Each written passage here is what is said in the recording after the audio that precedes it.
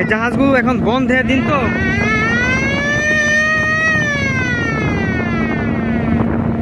যার কারণে নোংর করে রাখছে, দেখছেন।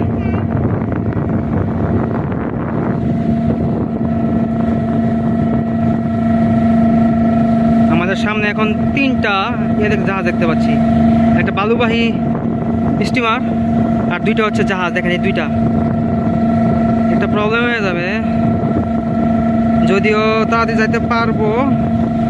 হ্যাঁ, এই একটা অ্যান্ড এই একটা।